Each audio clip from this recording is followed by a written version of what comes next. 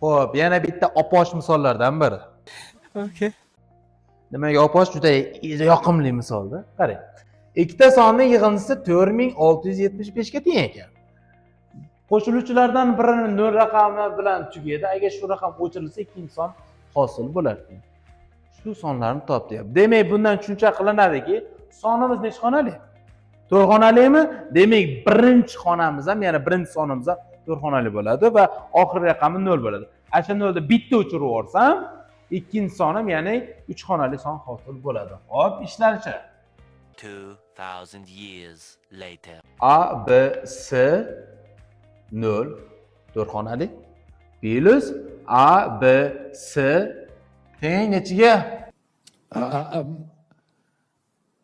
I don't know. I mean, the answer to that is I don't know. 4675 ga. Mana 0 ni o'chirtirsa A, B, S hosil bo'lar ekanmi?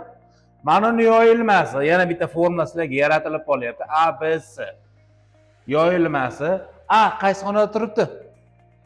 Ya'ni yuzlar xonasidami?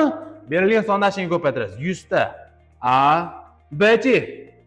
O'nlar 10 B, S-chi. Yana bitta S. Mana formula. Shu formula bo'yicha buni ochsa, minglar xonasidami? 1000 A, hop, 100 B, 10 S va plus 0.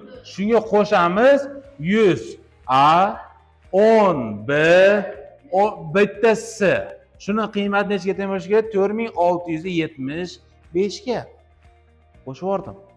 110 100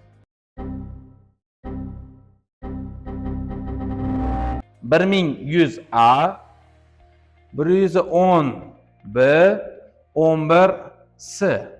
4675 mi? Har birida 11 bormi?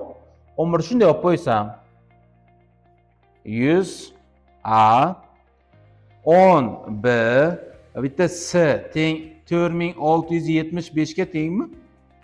Mana narsa, mana formula bo'lib qolgan-ki, ABC xohlarim 3 xonali son qilib, demak 11 ko'paytirilgan ABC 4675 ga teng bo'lar ekanmi?